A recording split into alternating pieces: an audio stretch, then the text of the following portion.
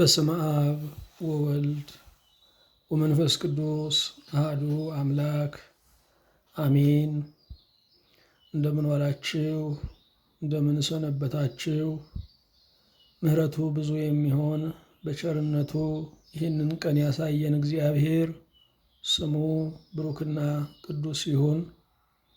በሞት ዘመን በሕይወት ስላኖረን፣ በጭንገፋ ዘመን ከመሬት በላይ ስላቆመን፣ በሕመም ዘመን ጤና ስለሰጠን፣ በረሃብ ዘመን እንጀራ ስለቆረሰልን አምላካችን እግዚአብሔር የልዑሎች ልዑል ከፍ ያለው ስሙ ለዘላለም የተመሰገነ ይሁን። በእግዚአብሔር ቸርነት የትምህርታችን ርዕስ ምክር ለመሪዎች የሚል ነው።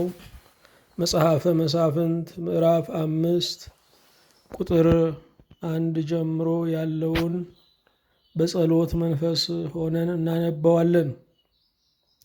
በዚያም ቀን ዲቦራና የአቢኒኤም ልጅ ባርቅ እንዲህ ብለው ተቀኙ። በእስራኤል ውስጥ መሪዎች ስለመሩ፣ ሕዝቡም ነፍሳቸውን በፈቃዳቸው ስለሰጡ እግዚአብሔርን አመስግኑ። ሁሉንም የምትይዝ ሁሉንም የምትገዛ የጌታችንና የመድኃኒታችን የኢየሱስ ክርስቶስ አባት እግዚአብሔር ሰሚ ለረድኤት የሆንከው አምላካችን እናመሰግንሃለን። በቸርነትህ የተጨነቀችን ነፍስ አሳርፈሃልና፣ ያዘነን ልብ አጽናንተሃልና፣ የጨለመ ቤትን አብርተሃልና፣ የሙት ልጆችን አሳድገሃልና፣ ወልደው መካን የሆኑትን ጦረሃልና፣ ይህ ዓለም ያንገላታቸውን ወደ ዕረፍት ሀገር ሰብስበሃልና በእውነት እናመሰግንሃለን። ተወዳጅ እግዚአብሔር ሆይ ሁል ጊዜ የምትወደን መለወጥ የሌለብህ ዓለም መርዶ ስትነግረን አንተ ግን የምስራች ያለህ ማልደህ የምትባርከን ማልዳ በምትገድለን ዓለም ማልዳ የመንፈስ ስብራት በምታመጣብን ዓለም ማልደህ የምታድነን ማልደህ የምትጠግነን እግዚአብሔር በእውነት እናመሰግንሃለን። ስለ ቸርነትህ፣ ስለ ምሕረትህ፣ ስለ ይቅርታህ ብዛት ሁሉ ሆኖልናል። የማይገባንን ተቀብለናል። እግዚአብሔር ሆይ እናመሰግንሃለን። እንደ ቸርነትህ እንደ ምሕረትህ ብዛት በዚህ ዘመን ስለለቀቅከው ያንተ ጸጋ፣ ስላስቀመጥካቸው መምህራን፣ ስላስቀመጥካቸው መሪዎች፣ አስተዳዳሪዎች ሁሉ እናመሰግንሃለን። የተወደድክ ጌታ እግዚአብሔር ሆይ ምንም በደላችንና ኃጢአታችን ቢበዛ ዛሬም ደግሞ ፍጥረት ቀጥሏልና በልደት ይህንን ዓለም የሚቀላቀሉ ብዙ ሕፃናት አሉና እናመሰግንሃለን። እግዚአብሔር የዘመናት አምላክ ሆይ በዚህ መርዶ በበዛበት ዘመን ላይ ዛሬም ደግሞ የሚሞሸሩ ወጣቶች የሰርግ ድምፅ አለና እናመሰግንሃለን። ተወዳጅ እግዚአብሔር ሆይ ስለ ቸርነትህ አሁንም ልባችንን ለአንተ አስገዛው፣ መኖራችንን ለአንተው ክብር አድርገው፣ በቤትህ ተተክለን የምናፈራ ባሪያዎችህ አድርገን፣ ጓዳችንን በበረከት አንተ ሙላው፣ የልባችንን ሰላም ተቆጣጠር። ይህንንም አገልግሎት በቸርነትህ እንድታሰፋ፣ እንድታጸና፣ እንድታበረታ ለዚህ አገልግሎት ደግሞ የሚፈቱ እጆችን የሚቆሙ ወገኖችን እንድታበዛ አቤቱ እንጠይቅሃለን። ለቤትህ ምን ጎደለ የምንል ባሪያዎችህ እንድታደርገን፣ ምን ጎደለ ብለህ እንደሰጠህን የእኛም ቤት እንደሰራህልን፣ ምን ጎደለ ብለህን ለአንተ እንድንሰጥ ቤትህን እንድንሰራ ይህንን ማስተዋልና ለቦ ለባሪያዎችህ እንድታድለን አቤቱ እንጠይቅሃለን። በሰላም ጀምረን እስክንፈጽም ጥበቃ በዙሪያችን፣ ማዳን ምሕረት በመካከላችን ትሁንልን። ለሚመሩን መሪዎቻችን ሁሉ የአንተን ጥበብ፣ የአንተን ማስተዋል፣ የአንተን ምክር፣ የአንተን ዘለዓለማዊ ኃይል እንድታለብሳቸው እንማጸናሃለን። በአንድ ልጅህ በኢየሱስ ክርስቶስ በእርሱ ያለ ክብር ለአንተ ይገባሃል። ከእርሱ ጋር ከመንፈስ ቅዱስም ጋር ትክክል የሚሆን ዛሬም ዘወትርም ለዘላለሙ አሜን። ለአምላካችን ለእግዚአብሔር ምስጋና እናቀርባለን። የትምህርታችን ርዕስ ምክር ለመሪዎች የሚል ነው። እግዚአብሔር አምላክ ይችን ምድር ለሰው ልጆች ሰጥቷታል። እግዚአብሔር አምላክ በዚህች ምድር ላይ ደግሞ ወኪል እንዲሆኑ፣ የሕዝብ መገለጫ እንዲሆኑ፣ የነጻነት አርማ እንዲሆኑ፣ የአንድነት መቋጠሪያ እንዲሆኑ፣ የሀገር ራስና ባል እንዲሆኑ መሪዎችን ሰጥቷል። ይቺ ምድር ብዙ ዘመን የቆየችበት አንዱ ምስጢር በምድር ላይ እግዚአብሔር ገዢዎችን ስላስቀመጠ ነው። የሰው ልጅ በኃጢአት ምክንያት ተፈጥሮ ስለወደቀና በራሱ ላይ እንኳ ገዢነቱን ስላጣ የሚወደውን ትቶ የማይወደውን ስለሚሰራ ገዢዎች ወይም አስተዳዳሪዎች አስፈልገውታል። ገዢዎች መልካም የሰራውን ሲሸልሙ፣ ክፉ የሰራውን ደግሞ የሚቀጡ እንዲሆኑ የእግዚአብሔር ሥርዓት ይደነግግላቸዋል። ነፍስ ሁሉ በበላይ ላሉት ባለስልጣናት እንድትገዛ፣ ክፉ ናቸው ደግ ናቸው ሳትል እንድትተዳደር የእግዚአብሔር ቃል ይደነግጋል። ሁከት ጸጥ የሚለው አንድ ሰው ሲናገር ነው። አንድ ሰው ሲናገር የምንሰማውም ብዙዎች ከመናገር ጸጥ ስንል ነው። ስለዚህ ሀገርን፣ ቤተሰብን፣ ቤተ ክርስቲያንን የሚመራ አንድ መሪ ያስፈልጋል። እግዚአብሔር አምላክ ለመሪዎች ታላቅ ኃላፊነትን፣ ታላቅ አደራን የሰጣቸው ከጸጋ ጋር ነው። ሰው የገዛ ልጆቹንና የገዛ ቤተሰቡን መምራት ባቃተው በዚህ ዘመን ሀገር የሚመሩ ሰዎች ተኝተው በማደራቸው መደነቅ ይገባል። ሀገር የሚመሩ ሰዎች የቀረበላቸውን ምግብ ለመብላት ጊዜ በማግኘታቸው መደነቅ ይገባል። መሪነት ግን ራሱን የቻለ ጸጋና ኃይል እንዳለው እንረዳለን። ብዙ ጊዜ መሪዎችን ስናይ እንበሳጫለን፣ እናዝናለን። ይሄ ማለት ምን ማለት ነው ስንል ራሳችንን በመስታወት ስናየው እንደ መበሳጨት፣ እንደ ማዘን ነው። ምክንያቱም ሕዝብ ከመሪዎች ውስጥ አልወጣም፣ መሪ ግን ከሕዝብ መካከል ወጥቷል። ስለዚህ መሪ የሕዝቡ ማሳያ ነው። መሪውን ስንመለከት እኛ እንደዛ ነን ማለት ነው። አንዳንድ ክፉ ነገሮቻችንን ደግመን ማሰብ አንፈልግም። አንዳንድ ክፉ ታሪኮቻችንን ደግመን ማሰብ አንፈልግም። አንዳንድ ክፉ መልኮቻችንን ደግመን ማየት አንፈልግም። መሪዎቻችንን ስንጠላ ራሳችንን ለማየት እንደጠላንም ማወቅ አለብን። እግዚአብሔር ለሚታዘዝ ሕዝብ ቀና መሪ ይሰጣል። ለማይታዘዝ ሕዝብ ደግሞ የሚቀጣ መሪ ይሰጣል። ይልቁንም በዚህ በመጨረሻው ዘመን፣ በዚህ በእኛ ዘመን፣ በዚህ ጊዜ እንደ ደራሽ ውሃ በፈጠነብን በእኛ ዘመን ያሉ የዓለም መሪዎችን ስናይ ምናልባት ልብን የሚያስተክዙ ነገሮች ሊገጥሙን ይችላሉ። ነገር ግን ለዓለሙ በልኩ የተሰፉ ናቸው። እግዚአብሔር አምላክ እናንተ ማለት እንደዚህ ናችሁ ብሎ ራሳችንን እናይባቸው ዘንድ መሪዎችን አስቀምጧል። ምክር ለመሪዎች እጅግ ያስፈልጋቸዋል። መሪዎች ብዙ መካሮች አሏቸው። ነገር ግን ክፉ የሚመክሯቸው እንዳሉ ሁሉ መልካም የሚመክሯቸው መካሪዎችም አሉ። ሀገር ግን ያለ ምክር ስለማትቆም ወይ ክፉ ምክር ወይ ደግ ምክር ከመሪዎች ጋር እንዳለ እናስተውላለን። ክፉ መካሪዎች በሚኖሩበት ጊዜ መሪውን ብቻ ሳይሆን አገሩን ጭምር ወደ ገደል ይነዱታል። መልካም መካሪዎች ሲኖሩ ደግሞ ራሱንም ሀገርንም ቀጣይንም ትውልድ እንዲያተርፍ ያደርጉታል። መሪ ዕውቀቱ፣ አስተሳሰቡ፣ ችሎታ ውስን ነው። ሙሉ መሆንም አይጠበቅበትም። በመካሮች ብዛት ግን መሪ ይሟላል። በመካሮች ብዛት መሪ ጸንቶ ይቆማል።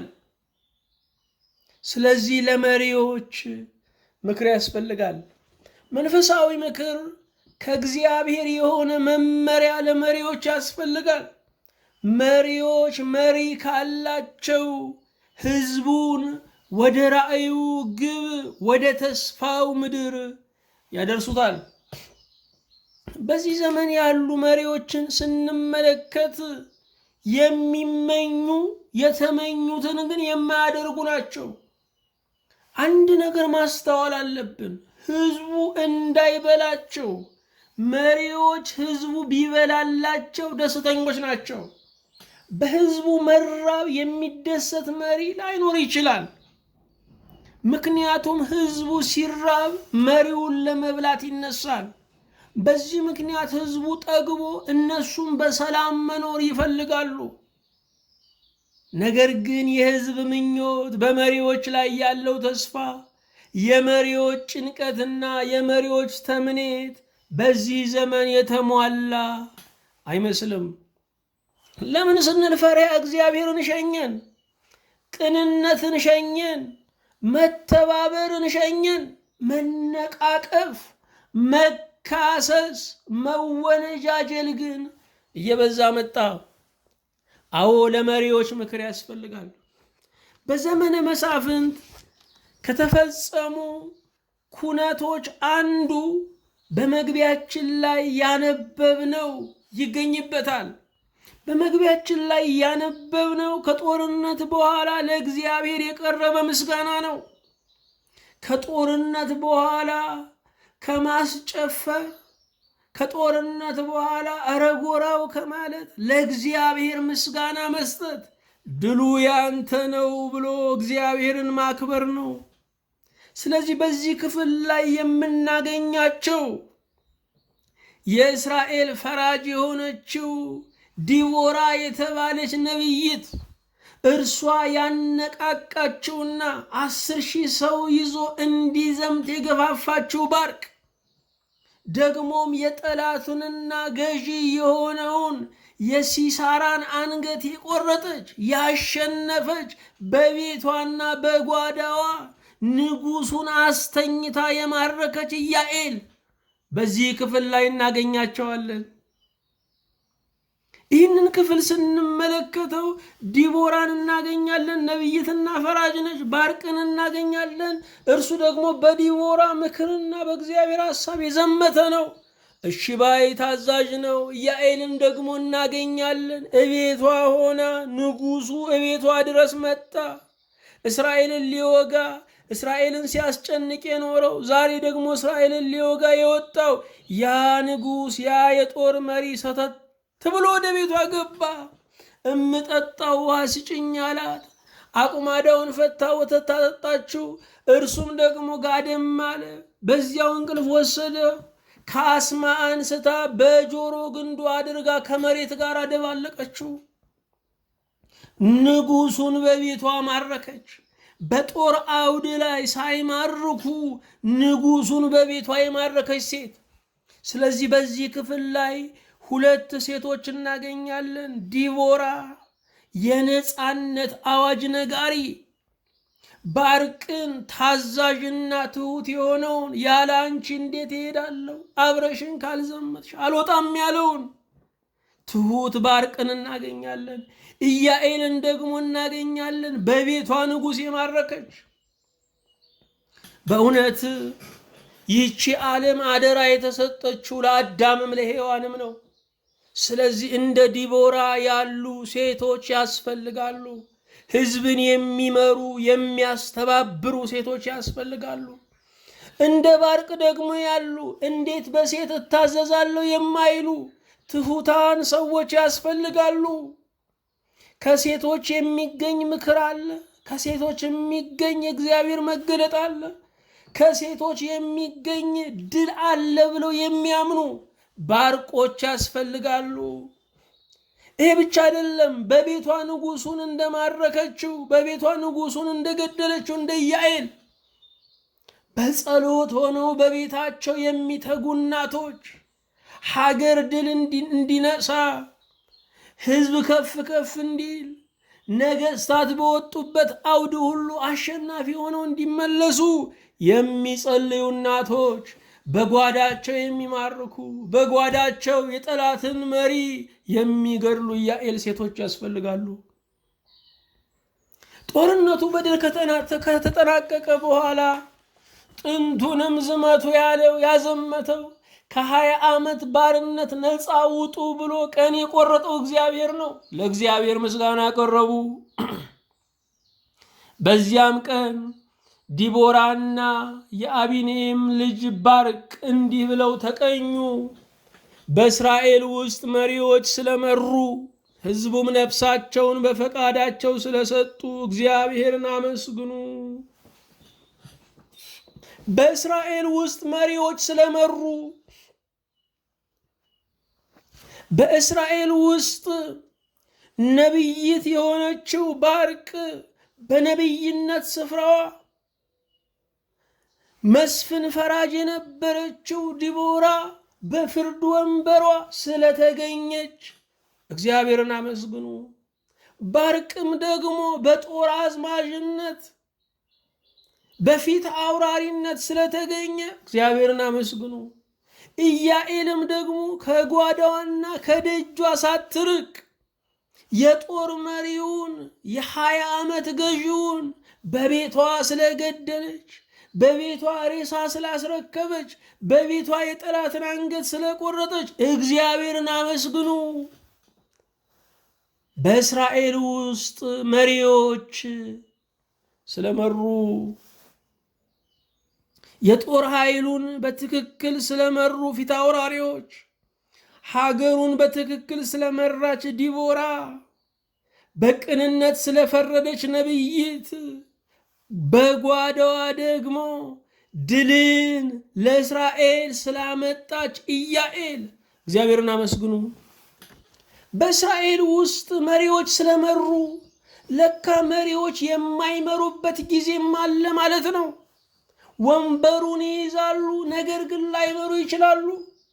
አንዳንዶቹ ፌዝን በመውደድ፣ አንዳንዶቹ የሕዝብን ባህልና ሃይማኖትን ለማስጣል ከባዕዳን ጋር በመምከር፣ አንዳንዶቹ ደግሞ በመዘናጋት ምን ይመጣል በማለት፣ አንዳንዶቹ ደግሞ በሚመጣላቸው ሐሰተኛ የደህንነት መረጃ ሕዝቡ ሁሉ ከኛ ጋር ነው በማለት መሪዎች ላይመሩ ይችላሉ። የግል ምቾታቸውን የቤተሰባቸውንና የጎሳቸውን ደህንነት ብቻ በመጠበቅ ሰፊውን ሕዝብ በመርሳት መሪዎች ላይመሩ ይችላሉ። ሀገር ስትወረር፣ ክብሯ ሲደፈር፣ ነፍሶች ሲወድቁ፣ የሰው ክብር ሲዋረድ፣ ድሃ ሲገፋ፣ ፍርድ ሲጓደል ግድ የማይላቸው የድሆችን እንባ ሲመለከቱ፣ እንደ ክረምት ዝናብ እንደ ውሃ ፈሳሽ ሲመለከቱ መሪዎች አልመሩም ማለት ነው። በእስራኤል ውስጥ መሪዎች ስለመሩ እግዚአብሔርን አመስግኑ። መሪዎች ሲመሩ ምስጋና ለእግዚአብሔር ይመጣል። ለንጉሳችን 1000 ዘመን ስጠው፣ ዕድሜ ስጠው፣ በድዱ የሚገዛ አድርገው፣ ለ2 ፀጉር አብቃው፣ በመቋሚያ በበትር ሆኖ እንዲገዛን አድርገው፣ ዕድሜውን አጥግበው እያሉ ይጸልዩለታል። እግዚአብሔር ምነው ባነሳልን፣ እግዚአብሔር ምነው ዘመኑን በቆረጠው፣ እግዚአብሔር በሰላም በገላገለን የሚባሉ መሪዎች እንዳሉ ሁሉ ሕዝብ የሰለቻቸው፣ ሕዝብ የተቀየማቸው፣ ሕዝብ ሞታቸውን የሚመኝላቸው፣ እነሱም የሕዝብን ሞት የሚመኙ የአገር መቃብርን የሚምሱ ለቀጣይ ትውልድ ጠንቅ ጥለው የሚያልፉ መሪዎች እንዳሉ ሁሉ ቀና መሪዎች ደግሞ አሉ። ስለ እነርሱ እግዚአብሔር ሲመሰገን፣ እነኛ ደግሞ በእግዚአብሔር ስም ሲረገሙ ይኖራሉ። ዛሬ የዓለም መሪዎች እየመሩ ነው ወይ? መሪዎች ብዙ ናቸው። አባወራዎች እየመሩ ነው ወይ? የቤተ ክርስቲያን አባቶች እየመሩ ነው ወይ? የሀገር ሽማግሌዎች እየመሩ ነው ወይ? የጎሳ ተጠሪዎች እየመሩ ነው ወይ? የባህል አስተዳዳሪዎች እየመሩ ነው ወይ? እናቶች ልጆቻቸውን እየመሩ ነው ወይ? አዎ፣ መሪዎች ሲመሩ ምስጋና ለእግዚአብሔር ይመጣል። ሕዝቡም ነፍሳቸውን በፈቃዳቸው ስለሰጡ እግዚአብሔርን አመስግኑ። መሪዎች በትክክል ሲመሩ ውጤቱ ምንድን ነው ስንል፣ ሕዝቡ እኔን ያስቀድመኝ ይላል። ሕዝቡ ከሀገሬ በፊት ያርገኝ ይላል። ሀገሩን የሚረግም ሀገሩን የሚጠላ ከባዕድ ጋር ሆኖ ሀገሩን የሚወጋ አይሆንም። ለሀገሩ ጀርባውን የሚሰጥ እንደሚያቃጥል ምጣድና እንደ ጋለ ነሐስ ሀገሩን የሚሸሽ ወደ ሀገሬ አይመልሰኝ ብሎ ወደ ሀገሩ ዞሮ የማይተኛ ትውልድ፣ እንደዚህ ያለ ትውልድ እንዳይመጣ መሪዎች መምራት አለባቸው። መሪዎች ሲመሩ በእውነት አገሩን የሚያፈቅር ከሀገሬ በፊት ያርገኝ የሚል ትውልድ ይነሳል። መሪዎች ሲመሩ ለሀገሩ ነፍሱን የሚሰጥ ለሀገሬ መሞት ክብሬ ነው የሚል፣ እኔ ቆሜ ሀገሬ ከምትሞት እኔ ሞቼ ሀገሬ ብትነሳ ይሻላል የሚሉ ህዝቦችን ያወጣሉ። ስለዚህ መሪዎች ሲመሩ ህዝቡ ነፍሳቸውን በፈቃዳቸው ይሰጣሉ። ውጤቱ ምን ይሆናል? ለእግዚአብሔር ምስጋና ይሆናል። ሰው ከተፈጠረበት ዓላማ አንዱ መሪነት ነው። እግዚአብሔር አምላክ ለሰው ልጅ አደራ የሰጠው የባህር እንስሳትን፣ የምድር አራዊትን፣ የቤት እንስሳትን፣ የሰማይ አዕዋፋትን፣ ፀሐይና ጨረቃ፣ አየርና እጽዋትን ሳይቀር ነው። ሰው ለሰው አይደለም፣ ሰው ለባህር እንስሳት አደራ አለበት። ለዱር አራዊት አደራ አለበት። ለቤት እንስሳት አደራ አለበት። እኛ ጋር የሰው መብት ገና ስላልተከበረ የእንስሳት መብት በሚከበርባቸው ሀገሮች እንገረማለን፣ እንደ ቀበጡ እንቆጥራለን። እግዚአብሔር ግን አደራ የሰጠው ነው። የእንስሳት መብትም የሚጠበቀው በሰው ልጅ ነው። አዎ፣ የእንስሳት መብት ሊከበር በሚገባው ዓለም ላይ የሰው መብትማ እጅግ መከበር አለበት። ሰው ሰውን እንዲመራው የእግዚአብሔር ፈቃድ ነው። ሰው ደግሞ ከሰው ውጭ ያለውን ነገር እንዲገዛ የእግዚአብሔር ዓላማ ነው። መሪዎች የሚባሉ የሀገር ሽማግሌዎች ናቸው። የሀገር ሽማግሌዎች መሪዎች ናቸው። የሀገር ሽማግሌዎች የሚባሉ በፖለቲከኞች የተሾሙና የተቀቡ አይደሉም። የሀገር ሽማግሌዎች የሚባሉ እኔ የሀገር ሽማግሌ ነኝ የሚሉም አይደሉም። የሀገር ሽማግሌዎች የሚባሉ ከዕድሜና ከእውቀት የጠገቡ በማስታረቅና በማስማማት ግንብ እያፈረሱ ድልድይ በመዘርጋት የሚታወቁ ሕዝቡ ይሁንታውን የሰጣቸው፣ ሲናገሩ ጸጥ ብሎ የሚሰማቸው፣ ሲፈርዱ አሜን የሚላቸው፣ ሲቀቡ ይደሎ የሚላቸው እነርሱ የሀገር ሽማግሌዎች ናቸው። አንዲት ሀገር የሚፈሩና የሚታፈሩ ሽማግሌዎች ከሌሏት ንጉሥ ብቻውን ሊመራት አይችልም። ዛሬ ወደ ሀገራችን ስንመጣ ኢትዮጵያ ከከሰረችባቸው ነገሮች አንዱ የሀገር ሽማግሌዎችን አጣለች። ባለፉት 40 እና 50 ዓመታት የተሰራው ስራ ሽበት ያለው ሰው እንዳይኖር ከ40 ዓመት በላይ የሆነ ሰው ማዳበሪያ እንዲሆን የተደረገው። ስለዚህ ሀገር ሽማግሌ አልባ በመሆኗ ወጣቶች ያለ ጥበብ ያድጋሉ። የሚታፈርና የሚፈራ የሚከበር የበላይ ስለሌለ ትዳሮች በፍርድ ቤት ይፈርሳሉ። የተጣሉ እንደተቋሰሉ ይቀራሉ። ደም የተቃቡ ሰዎች እንደገና ዘር ማንዘር ይጨራረሳሉ። የግለሰቦች ጦርነት የክልሎች ይሆናል። ከዚያ የሀገር ሆኖ ይሰፋል። ሽማግሌዎች ግን የጠብን ዕድሜ ያሳጥራሉ። የሀገር ሽማግሌዎችን በትክክል ከስረናል። ዛሬ ሽማግሌዎች ተብለው ቢቆሙ የሚከበሩና የሚደመጡ እስከምናጣ ድረስ እገሌ ብለን እስከምንጠራው እስክናጣ እስክንመክን ድረስ ደርሰናል። ክፉ ፖለቲከኞች ከሰሩት ስራ አንዱ አገሪቱ ያለ ሽማግሌ ትላንትን የሚተርክ ሰው እንዳይኖር አድርገው ማጥፋታቸው ነው። የዚህ አንዱ ምክንያት ምንድን ነው ስንል ታሪክ የጀመረው አገር የተፈጠረው እኛ ወደ ወንበር ከመጣንበት ጊዜ ጀምሮ ነው ለማለት ነው። ስለዚህም ትላንትን የሚያውቁ ሰዎችን ካላጠፉ ይሄ ውሸታቸው ሊሰምርላቸው አይችልም። በእነሱ ዘመን የተወለደውን ትውልድ ፈጣሪዎች፣ ያንተና የሀገር አስገኞች እኛንን ለማለት ሽማግሌዎችን አጥፍተዋል። ስለዚህ ሀገራችን ዋጋ ከምትከፍልበት ነገር አንዱ ሽማግሌዎች መጥፋታቸው ነው። ትላንትና ሽማግሌዎችን ያጠፉ ወጣቶች እነሱ ናቸው ዛሬ ሽማግሌ ሆነው የቆሙት። ስለዚህም የወጣትነት ልባቸው ሽምግልናም ላይ አልለቀቃቸው። እንደ ኪሎ ሜትር ድንጋይ ያው ሆነው የሚኖሩ 30 ብለው 30 ላይ የሚቀሩ 20 ኪሎ ሜትር ብለው 20 ኪሎ ሜትር ላይ የሚቆሙ በጎረምሳ ልብ የሚኖሩ ሆነዋል።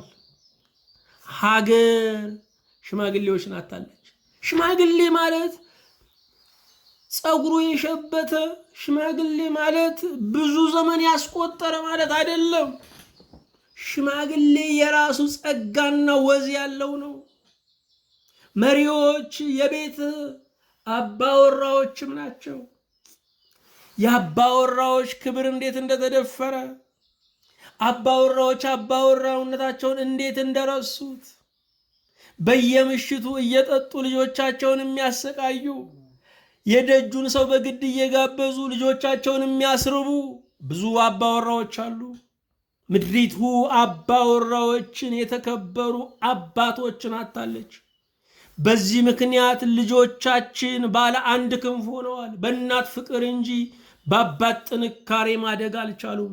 ለዚህ ነው ልፍስፍስ ትውልድን እያየን ያለ ነው። የቤተ ክርስቲያን አስተዳዳሪዎች እነርሱ መሪዎች ናቸው። መልአከ እግዚአብሔር ናቸው። መልአክ ይላቸዋል የራእይ መጽሐፍ። የቤተ ክርስቲያን መልአክ ጠባቂ ማለት ነው። የአምላክ መልእክተኛ ማለት ነው። የእግዚአብሔርን ለሰው የሚያመጣ የሰውን ለእግዚአብሔር የሚያቀርብ ነው። የቤተ ክርስቲያን አስተዳዳሪዎች መልአከ እግዚአብሔር ናቸው። እነርሱ መሪዎች ናቸው። የሀገር አለቆች፣ ነገስታት፣ መኳንንቱ እነርሱም ደግሞ መሪዎች ናቸው። የሀገር ርዕስ ናቸው። የሀገር ራስ ናቸው። የአጥቢያ ዳኞች፣ በየስፍራው የተቀመጡ አስተዳዳሪዎች እነርሱ መሪዎች ናቸው። አዎ ለእነኚህ ሁሉ መሪዎች ለእነዚህ ሁሉ መሪዎች እግዚአብሔር ምክር አለው። አንደኛ መሪዎች ሀገራቸውን ከጠላት መከላከል ይገባቸዋል። የሀገርን ፍቅር በህዝብ ልብ ላይ ማስረጽ የመሪ ትልቅ ድርሻ ነው። ህዝብ ለሀገሩ የሚዘፍን ብቻ በሀገሩ ፓስፖርት የሚንቀሳቀስ ብቻ ሳይሆን ለሀገሩ ከገንዘቡ እስከ ሕይወቱ ዋጋ የሚከፍል መሆን አለበት። ነገስታት ህዝቡን ከከሰሩ ማንን ሊመሩ ነው? ስለዚህ ህዝብን የማስተባበር አቅም ሊኖራቸው ይገባል። ህዝቡ ገንዘቡንም ሕይወቱንም አምኖ የሚሰጣቸው መሆን አለባቸው። ነገስታት ዋነኛ ተግባራቸው ሀገራቸውን ከጠላት መከላከል ነው። ዳር ድንበራቸውን ማስጠበቅ ነው። የእግዚአብሔርን ስጦታ ለባዕድ አልሰጥም ማለት ነው። የአባቶቼን ርስት አልሸጥም ማለት ነው። አገራቸውን ከጠላት መከላከል አለባቸው። ድንበራቸውን ማስከበር አለባቸው።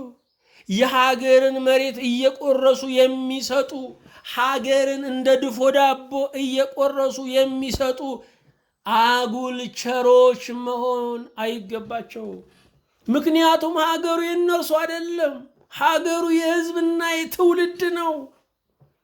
አገራቸውን ከጠላት መከላከል አለባቸው። ድንበሩን ሁል ጊዜ መጠበቅ አለባቸው። ሁለተኛ፣ የህዝባቸውን የኑሮ ዋስትና ማስከበር አለባቸው። ህዝቡ በሰላም ወጥቶ የመግባት መብቱን ማስከበር አለባቸው። ሮማውያን በገዙበት ዘመን ካደረጉት ነገር አንዱ በመላው ዓለም ላይ መንገድ ሰርተው ዓለማቱን አገናኝተዋል። ይሄ ብቻ አይደለም። ከአንዱ ግዛት ወደ አንድ ግዛት ያለ ጠያቂ ማንም ሰው እንዲንቀሳቀስ ዓለም ቤቱ እንዲሆን አድርገዋል። የሚነቀፉበት እንዳለ ሁሉ ዓለም ቤቱ እንዲሆን በማድረጋቸው ያ ትውልድ ያደንቃቸዋል። ዛሬ ግን የሰላም ዋስትና በማጣት 30 ኪሎ ሜትር 20 ኪሎ ሜትር ለመጓዝ በስጋት ነው። የህዝብን የኑሮ ዋስትና ማስከበር የነገስታት ድርሻ ነው። ነገስታት የተቀመጡበት ዓላማ ከኛ ጋራ ሁከት ለማድነቅ፣ ከኛ ጋራ ወይም ከሰብአዊ መብት ተቋማት ጋራ ሰላም ይከበር ለማለት፣ ፍትህ ይጽና ለማለት፣ ሬሳ ለመቁጠር አይደለም፣ ሰላም ለማስከበር ነው። የህዝብ የኑሮ ዋስትና የምንለው የመብላት፣ የመጠጣት፣ የመማር፣ የማወቅ መብትም ነው። ይህንን ማስከበር አለባቸው። ሰው ሐሳቡን እንዲገልጽ ሆኖ የተፈጠረ ፍጡር ነው። እግዚአብሔር በተፈጥሮ ያልከለከለውን መብት ነገስታት በአዋጅ በመከልከል አፍ ያለውን ሰው ዱዳ ማድረግ አይገባቸው። ህዝብ እንዲተነፍስ መፍቀድ አለባቸው። አለበዚያ የታመቀ ነገር ፍንዳታ ይሆናል። ነገስታት የህዝባቸውን ኑሮ ዋስትና መስጠት ይገባቸዋል። ነገስታት በዚህ ዘመን ስናየው በሰሩት ስራ ራሳቸው ተደንቀው በወሬ ጣቢያዎቻቸው ራሳቸውን ሲያሞካሹ እናያለን። መንገድ ለመስራት እኮ የተቀመጡት፣ ሀገር ለመገንባት እኮ የተቀመጡት። ሰራን ብለው እንዴት ይደንቃቸዋል? አልሰራንም ብለው ሊሮጡ ይገባቸዋል። አጉል እርካታ ሰነፍ ያደርጋል። በትላንት መዝናናት ከነገ ያስቀራል። ሶስተኛ፣ ለመሪዎች ምክር አንድ አድርገው መግዛት አለባቸው። ጣሊያን ወደ ኢትዮጵያ ሲመጣ ይዞት ከመጣው መርህ አንዱ ከፋፍለህ ግዛ የሚል ነው። ዛሬ የምናየውን የዘር ጣቢያ፣ የቋንቋ አደረጃጀትና ሰፈራን ጣሊያን አስተዋውቆን የሄደው እኛ ደግሞ አውቀን ይሁን ባለማወቅ የቀጠልነው ነው። ጣሊያን ኢትዮጵያ ሀገሩ አይደለችም። ኢትዮጵያን ለመዝረፍና ለማፍረስ የመጣ ለበቀል የመጣ ነው። ስለዚህ በዚህ መርህ ቢመጣ የሚደንቅ አይደለም። ወገን ለወገኑ ግን ከፋፍለ ግዛህን መጠቀም የለበትም። ህዝብ አንድ መሆን አለበት። የመሪ ዋነኛ ድርሻው የህዝብንና የሀገርን አንድነት መጠበቅ ነው። አንድ ሲሆን ለሥራ ይዘምታል። አንድ ሲሆን አንዱ ለአንዱ ይኖራል። አንድ ሲሆን የኔ ለዛኛው የዛኛው ለኔ ይሆናል። አንድ ሲሆን የጋራ ጠላትን ይመክታል። አዎ መሪ አንድ አድርጎ መግዛት አለበት። ዛሬ በቤተ ክርስቲያንም በተለያዩ ማህበራትም በተለያዩ አደረጃጀቶችም የምናየው አንዱን ከአንዱ እያባሉ የአንድ ሰው ዕድሜን ለማርዘም ሙከራ ይደረጋል።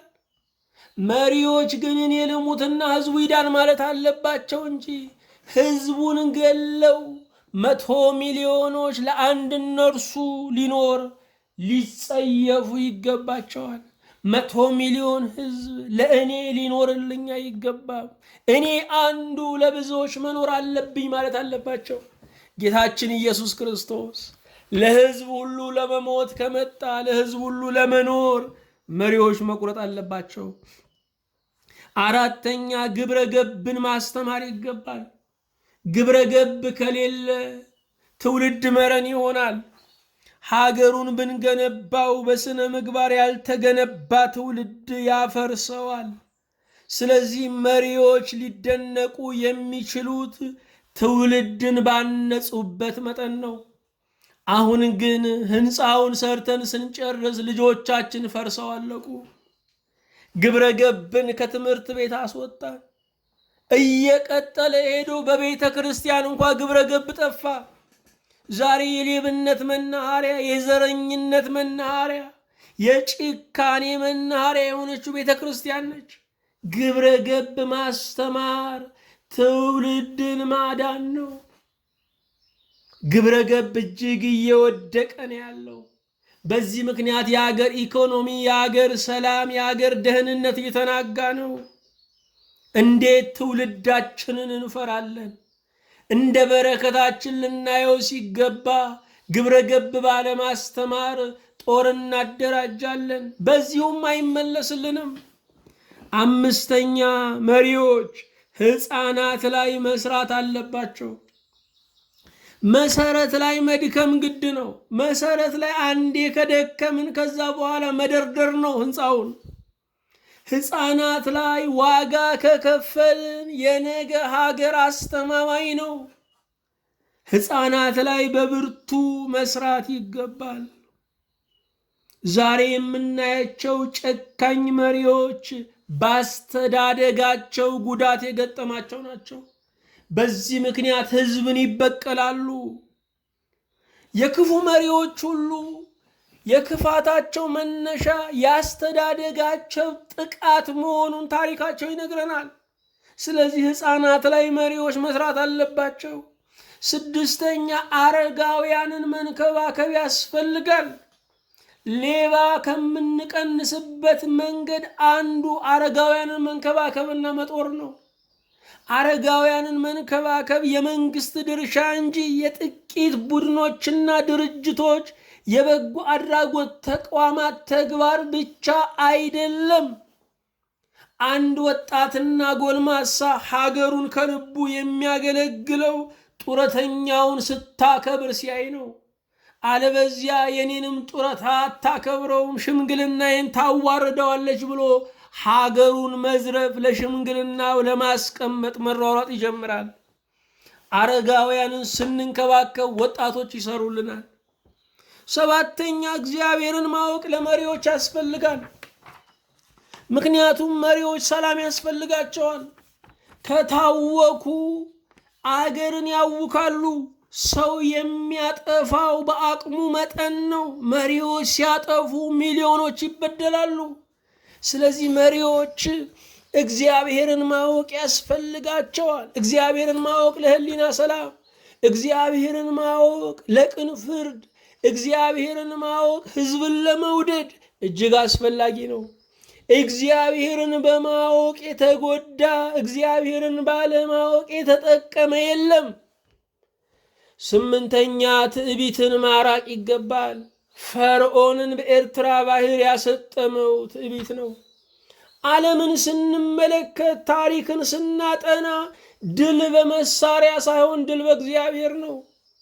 ስለዚህ ሰራዊት ሲበዛላቸው፣ መሳሪያ ምሽጉ ሲደራጅላቸው ትዕቢት ሊይዛቸው ይችላል። ነገር ግን መሪዎች ትዕቢትን ማራቅ ይገባቸዋል። ትዕቢት የውድቀት ዋዜማ ነው። እግዚአብሔር ትዕቢተኞችን ሳያዋርድ አይተኛም። ስለዚህ መሪዎች ትዕቢትን እንኳን በአፋቸው አይደለም በልባቸው ለማሰብ ሊጠየፉ ይገባል። 9ኛ ወንጀለኛን መቅጣት አለባቸው። መሪዎች የተሾሙበት አንዱ ዓላማ ወንጀለኞችን መቅጣት ነው። ወንጀለኞች የማይቀጡ ከሆነ መልካሞች ወንጀለኛ ወደ መሆን ይሄዳሉ። ወንጀለኞች ካልተቀጡ ሕዝብ እርስ በርስ መበቃቀል ይጀምራል። የሕዝብ ለሕዝብ ጦርነት ይነሳል። ወንጀለኛን የማይቀጣ መንግስት ካለ ሰው ራሴን አስከብራለሁ ብሎ ነፍጥ ያነሳል። ስለዚህ ወንጀለኛን መቅጣት፣ ሰውና እግዚአብሔርን ማስደሰት፣ ምድሪቱን ከስቃይና ከትኩሳት ማሳረፍ ነው።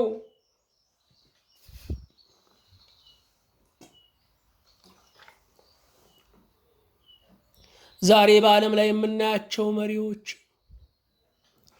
በቢሊዮን የሚሰርቁ ሌቦች ጋር የሚደራደሩ፣ 3 ብር የሰረቀ ጥብቆ የሰረቀ አንድ የራበው ሌባን ደግሞ የሚያሳድዱ፣ ግመል እየዋጡ ትንኝ የሚያጠሩ ናቸው። ወንጀለኛን መቅጣት ይገባል። 10ኛ መሪዎች መልካሞችን መሸለም አለባቸው። ለመልካሞች የክብር ኒሻን፣ ለመልካሞች የማዕረግ ብዛት፣ ለመልካሞች ዕውቅና መስጠት ይገባቸዋል። መልካሞች ሲሸለሙ መልካም ለመሆን የሚያስቡ ይበረታታሉ። እኔም ወደዛ መድረስ አለብኝ ብለው ደግነት ያበዛሉ። ስለዚህ መልካሞችን መሸለም የመሪዎች አንዱ ዓላማ ነው። 11ኛ ለቀጣይ ትውልድ ማሰብ። የሰለጠኑት ሀገሮች ለቀጣይ 50 ዓመት ለቀጣይ 100 ዓመት ለሚነሳ ትውልድ ሀብት ያስቀምጣሉ። የኛ ሀገር ደግሞ ከድሃው ጉሮሮ እየነጠቁ ሰው ሀገር ላይ ያስቀምጣሉ። የሚደንቅ ነገር ነው። ሰው ከድሃ ህዝብ ነጥቆ እንዴት ሀብታም ሀገር ላይ ያስቀምጣል? እንዴት 100 ሚሊዮን ህዝብን አስርቦ አንድ ራሱን ያበለጽጋል? ለቀጣይ ትውልድ ማሰብ ያስፈልጋል። ሰላም ያላት ሀገር፣ ብልጥግና ያላት ሀገር፣ የመኖር ዋስትና ያላት ሀገር አውርሰው ለመሄድ በእውነት ማሰብ ይገባል። 12ኛ መልካም አማካሪዎችን መያዝ ይገባል። መልካም አማካሪ የሌለው መሪ በአንገቱ ላይ ሰይፍ አስሮ የሚዞር ነው። አንድ ቀን መቀላቱ፣ አንድ ቀን ዕድሜው ማጠሩ አይቀርም። መልካም አማካሪዎች ያስፈልጋሉ። አንድ መሪ የሚያውቀውም የሚችለውም ጥቂት ነገር ነው። አማካሪዎቹ ግን ደጋግፈው መሪ ያደርጉታል። 13ኛ ባዕድ አምልኮን አለማበረታታት። የእስራኤል መንግስት ለሁለት ሲከፈል የሰሜኑ መንግስት በኢዮርብዓም መሪነት ጣዖት አምልኮ ጀምሮ ነበረ። በኢዮርብዓም መንገድ ሁሉም ሳቱ። የደቡቦቹ ደግሞ በዳዊት መንገድ የአምልኮተ እግዚአብሔር መንገድ ተራመዱ። ባዕድ አምልኮ የሰሜኑ መንግስት ጠላልፎ እንዴት እንደጣለው፣ የዘመናት እስራት እንዴት እንደሆነበት ታሪክ ይነግረናል። በነገስታት የሚጀመሩ ባዕድ አምልኮች ለስልት ይጀመራሉ። መጨረሻ ላይ ግን የትውልድ ቁራኛ ይሆናሉ። ሀገር እንዳይጓዝ እግር ላይ እንደተጠመጠመ ገመድና እባብ ይሆናሉ። 14ኛ መሪዎች በጓዳ ምክር አለመመራት ይገባቸዋል። ከቢጤዎቻቸው ከሹማምንቶቻቸው ጋር ከመከሩ በኋላ በጓዳ ምክር፣ በቤቱ ውስጥ ምክር እንዳይስቱ መጠንቀቅ አለባቸው። ይሄ ዙሪያቸውን መላጣ ያደርግባቸዋል። በዚህ መንገድ ከሄዱ አብረዋቸው የመከሩ መሳፍንትና መኳንንት ወደኋላ ይላሉ። አብረዋቸው የሚያስተዳድሩ ይከዷቸዋል። ስለዚህ መሪዎች ከጓዳ ምክር የተገለጠና የሚመለከታቸውን ይዘው መምከር አለባቸው። 15ኛ ገዢ ኪዳን ማኖር። ሕገ መንግሥት የሚባለው ገዢ ኪዳን፣ ከሁሉ በላይ መጽሐፍ ቅዱስን ማስቀመጥ ገዢ ኪዳን፣ ሁሉም ሰው የሚገዛለት፣ ሁሉም ሰው ዘብ የሚቆምለት፣ የሕጎች ሕግ የሆነ የሕጎች መፍለቂያ የሆነ ሕገ መንግሥት ያስፈልጋል። ሁሉ ተስማምቶ ያጸደቀው የማይሸረሸር የማይደመሰስ አንድ ገዢ ኪዳን ያስፈልጋል። 16ኛ ዳኝነትን ነፃ ማድረግ። መሪው ራሱ የሚጠየቅባት፣ መሪው ራሱ የሚገዛለት ሕግ ያለበት ሀገር መስራት ያስፈልጋል። ዳኝነት በስልክ የሚታዘዝ፣ ዳኝነት የፖለቲካ ውሳኔን የሚያስፈጽም ከሆነ ሀገር አይሆንም። 17ኛ የሀገርን ክብር አሳልፎ አለመስጠት። ሊያዝን ይችላል፣ ሊቸግረው ይችላል፣ ህዝቡ ላይሰማው ይችላል። ነገር ግን በምንም መንገድ አንድ መሪ የሀገሩን ክብር አሳልፎ መስጠት የለበትም። 19ኛ የግብርን ስነ ምግባር ማስረጽ። ሀገር የሚቆመው በግብር ነው። መሪ ማለት ድሃ ነው። ህዝቡ በሚያዋጣለት ህዝቡን የሚያስተዳድር ነው። ስለዚህ ግብርን ገና ከሕፃንነት ጀምሮ ለልጆች ማስተማር ይገባል። መጽሐፉም ፈቅዷል። የእግዚአብሔርን ለእግዚአብሔር የቄሳርን ለቄሳር ብሏል። 20ኛ ውሳኔ መወሰን። ሀገርንና ትውልድን ለማሻገር መወሰን ያስፈልጋል። የአንድ መሪ ብቃቱ የሚታወቀው በአስቸጋሪ ሰዓት ላይ መወሰን መቻሉ ነው። ሁሉን በእንጥልጥል ሁሉን በይሉኝታ የሚመለከት ምን ይሉኛልን ስሜና ታሪኬን የሚል መሪ ውሳኔ ከመወሰን ሊዘገይ ይችላል። ስለዚህ እውነት የሆነውን ሲወስን የሚመጣውን ነገር ማሰብ የለበትም። ውሳኔ ያሻግራል። የመጨረሻውና 21ኛው በክብር መልቀቅ። የተመደበለት ጊዜ ይሄ ነው ልክ የተባለው ጊዜ ሲደርስ፣ ደግሞም ግዛን ተብሎ ህዝቡ ሲፈቅድም መሪ ግን በቃኝ ማረፍ አለብኝ፣ ቀጣይ ባለ ተራው ይግዛ፣ ከኔ በኋላ የሚመጣው ከኔ የሚሻል ነው ብሎ ማመን አለበት።